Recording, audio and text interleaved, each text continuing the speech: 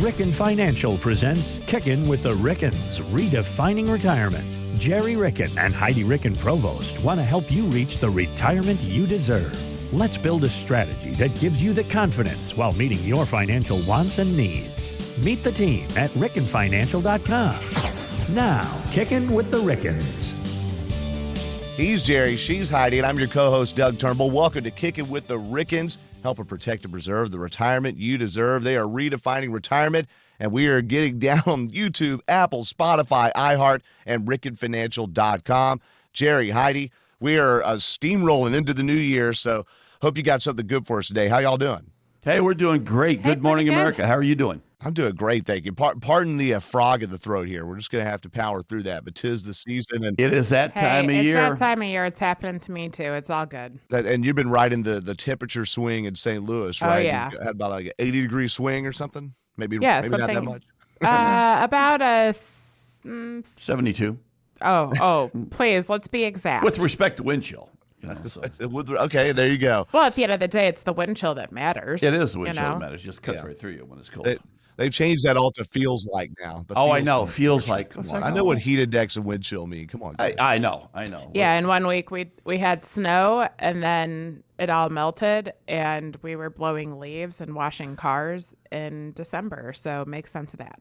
Yeah. Oh my gosh. Yeah. That just sounds like sickness waiting to have it washing a car in December. No, thank you. Well, look, we talk about the seesaw effect or the roller coaster of temperature and it affecting, our physicality, giving us a cold or whatnot. But Gerry, I guess you've been riding an emotional roller coaster with the oldest, or who had been the oldest living member of the Ricken family. We've heard about him here in past episodes. Oh yeah. Uncle Joe, Papa Joe Ricken. He was a tremendous individual. His birthday was Halloween. He turned 100 on Halloween, and we lost him right before Thanksgiving of this year. So he had a tremendous celebration right after his birthday. We were all there and had a great time with him. Sharp as a tack, unbelievable.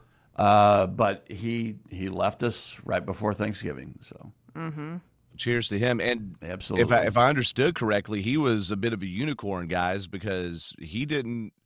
he still was very much with it, and maybe just needed a good set of glasses there at the end. That's right. Living independently in his own home. Obviously, his family was there to help support. But I mean, he didn't have the keys anymore, but the keys to the car. Right. Yeah, keys to the exactly. car. Exactly. Yeah. Because he had macular degeneration. But he was phenomenal. I mean, he was completely and totally with it mentally, to the point he was a little bit more sharp than some of us, maybe, That's true. That is very true. That's very true. So, and what a blessing to live 100 years old without needing any form of long-term care. But he had a plan. Yeah. Oh, yeah. But he had a plan. If he needed it, he did have a plan. So, and that's what today's episode is all about, is planning. Well, for sure. And so how fair is that? The guy that didn't need the plan had all the plans in place, and maybe that helped him live a little more stress-free toward the end and maybe added some time to his life. Who knows? But yeah, can you all talk to me, because y'all are so good at explaining in brass tacks and straight lines what some of the basic things are people should consider. So yes, with Papa Joe not needing to go deep into the financial troves to dig up long-term planning care, it's certainly great that he had a plan, Heidi.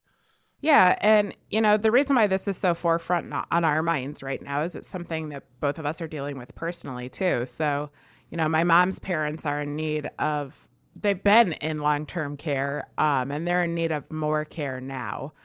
And so we're dealing with that, and, my husband's grandma needs some care, too. So on a daily basis, our families are talking about this, and we realized we're doing ourselves a disservice if we don't bring this to all of our client base too, because by the point in time you need long-term care, it is way too late to do the planning. So, some people, when they come and meet with us and they're 45, 55 years old, and I ask, if you need some form of long-term care, have the two of you ever had a discussion about what kind of care you would want? And they look at me like I have 12 heads, and they're like, their first response is usually, that insurance is too expensive. That is not the question we are asking. No, the question is not, how are you going to cover it? Because as we work through financial planning together and we come up with your financial plan for the future, we can always find a plan to cover that long-term care. The question is, what are your wishes if you need the care? How do you want to be taken care of? Yeah. And that's the most important conversation you can have to start this process, because by the point in time, you're not of sound mind or you have those physical issues. If you haven't had a discussion with the person who's going to be helping you, boots on the ground, get the care that you need for what your wishes are, You're who scrambling. knows? Yeah, who knows what's going to happen? You're going to be completely and totally scrambling for the future, and it's too late. So prime example of this, people probably think we're nuts, but we've talked about this before. We talk about death in our family a lot because my mom's dad was a funeral director for his entire career. Wow, no way. Yeah, Okay. we've always talked about death in our family. My dad says when he first met my mom, they're talking about death at the dinner table. And he's like, what the hell's going on in this family? Yeah. The chili can't be that bad. I know, right? Gosh. But my sister and I were talking about it the other day because, if something were to happen to her, I am her medical and financial power of attorney in the event that she's incapacitated or needs some sort of help. And through all of this, everything else happening right now, Barbie and I are in our mid-30s. And so I was talking to her and I said, hey, if you needed some form of long-term care, what kind of care would you want? She's like, why the hell are you asking me that right now? I don't need long-term care. And I'm like, because I want to see if over time your answer changes. And I need to know, I'll be helping make these medical decisions in the future. I need to know what your wishes are. And she was like, wait, that's nuts that we're talking about this at this age. But I think it's important to continuously have an open dialogue because it isn't some taboo thing. I mean, more than half of us are going to need long-term care at some point in time, and the rest of us are going to be providing it to our loved ones. And a lot of people just think that, long-term care is only needed at a certain age. And that's certainly a misnomer. Unfortunately, people in their 30s have strokes. We've had that happen. Yeah. And their 40s and 50s. And it's just not, Alzheimer's or dementia or something like that, or not being able to do two of your activities of daily living because your body just wears out. Things like that can happen. Yeah, we always have to plan for the unknown.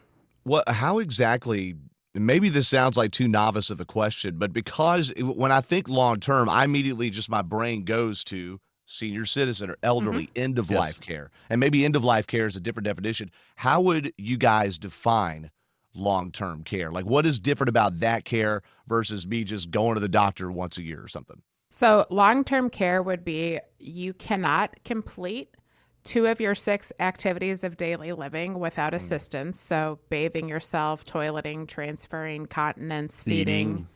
If you need help to get through the day, and or you have some form of cognitive decline, whether it be Alzheimer's or dementia, or like Dad just mentioned, you have a stroke or, a brain infection or something like that, and you need assistance, that's the long-term care component that we're talking about here. If you have surgery and you go to the hospital and you have to go to a step-down unit on the way back for rehab for like a week or 2, that's one thing. But that's not what we're talking about here. This is, something life-altering happens and you need someone to step in and help care for you to get through the day-to-day. You're not, the likelihood of you getting better is not there.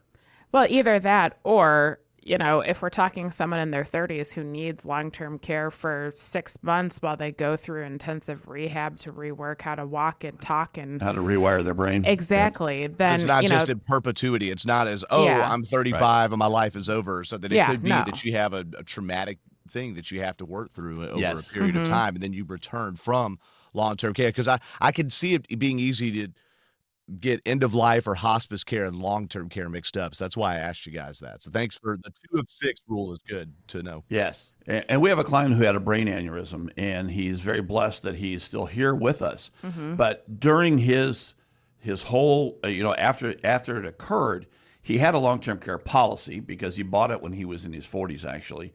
And that policy stepped in and helped pay for his expenses, but it paid for about 18 months worth of expenses. And after that 18 months, he was able to walk, talk, do, and carry out a normal life. So now that policy is in suspense. He's now much older than that. and he's able, but he knows he has that. He knows that it works because it worked for him. So you can get better, but you can actually. I guess the point of that is it's not you'll never get better, because we do have a client who did get better, and he's coming to meet us this week. Mm-hmm. That's incredible. And then there's also, if somebody, let's say, had an instance before the end of life, like you talked about, this client that got better, do they then need to get a new plan or a new set of plans for long-term care again because they've, spent the first load, so to speak? Well, we continuously evaluate what the need is and what the want is and what the desire is and what the type of care you want is. Then we tweak and change the plans as they happen. And yes, we have tweaked and changed those plans as well.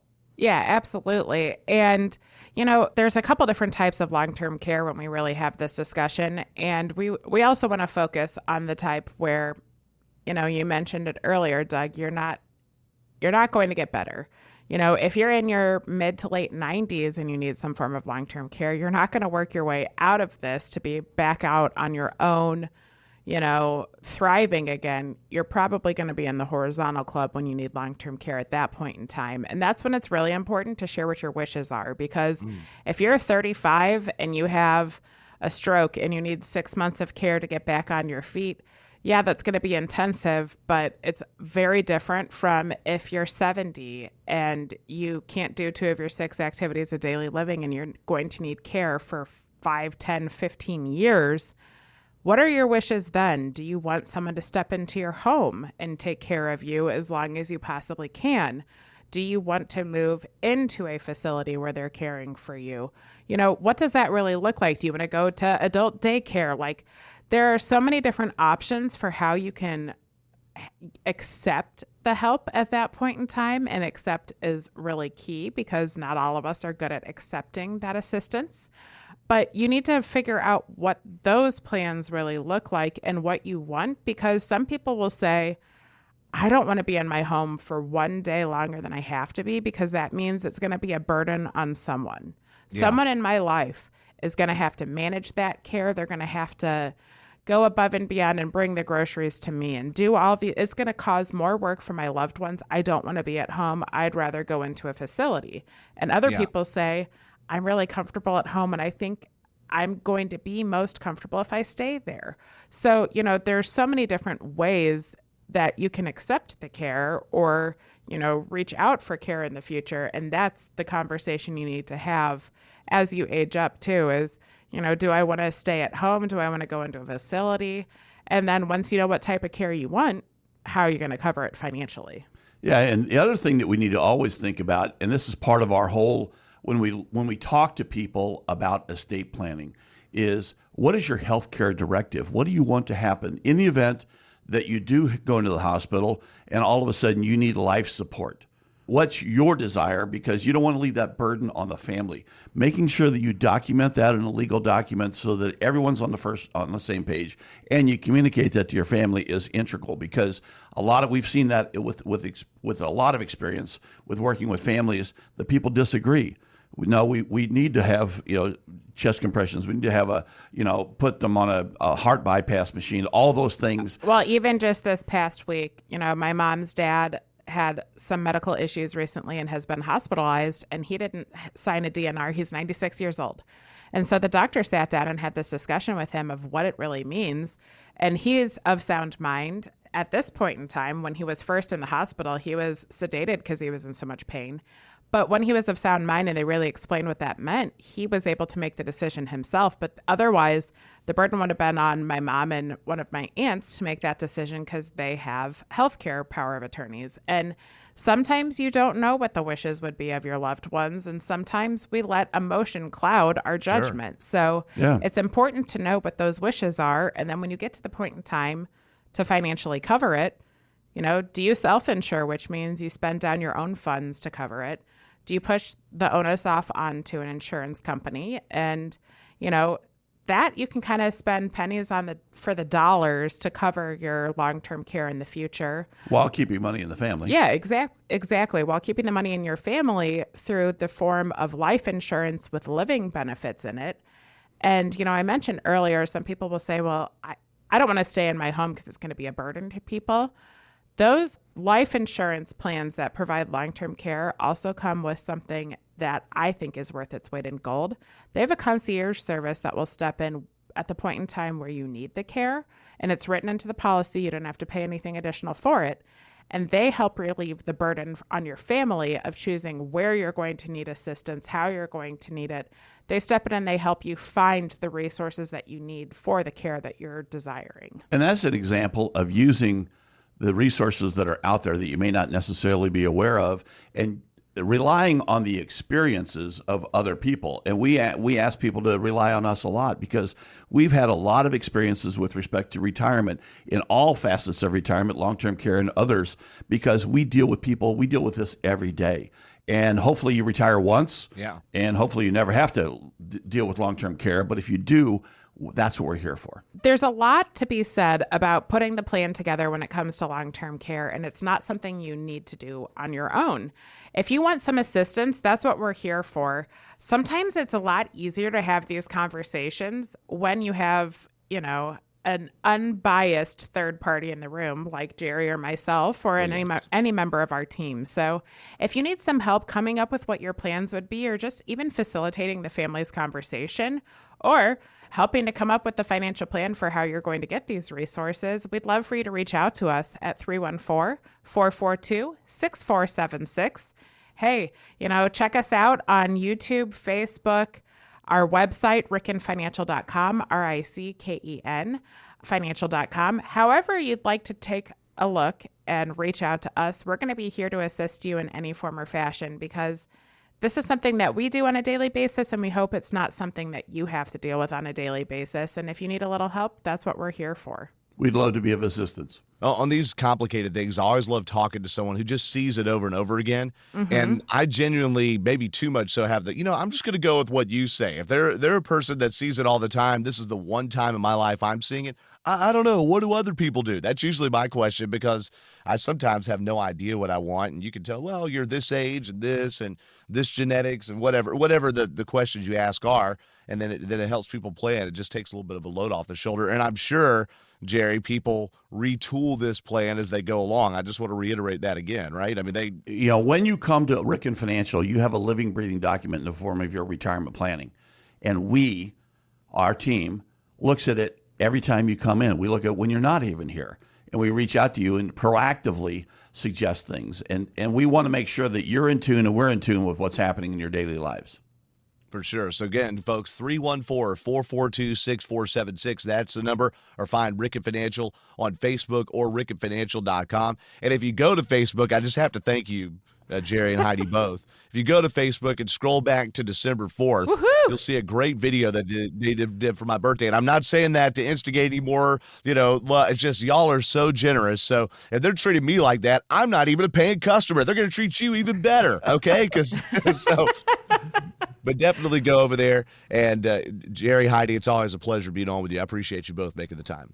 Well, absolutely. Thank you. That's what it's all about. Mm-hmm. It really is there. Be sure to check out these past episodes again on Apple, Spotify, YouTube, iHeartRadio, and you can find the link on rickenfinancial.com. And by the way, just to feed into this, 2 episodes ago, we did Don't Wait for the Holidays. When you're hearing this in the middle of the holidays, don't wait on this long-term care discussion either, okay? It's so vital, and you don't want to be stressed out and have your emotions set to 11 out of 10 when you're trying to make something that could be literally the difference potentially between life and death. And before we go, because we never end the show without doing this, and it's so important, we got to remember that every day is a holiday and life is short. Laugh hard. We'll have another episode coming your way here shortly. Take care, y'all.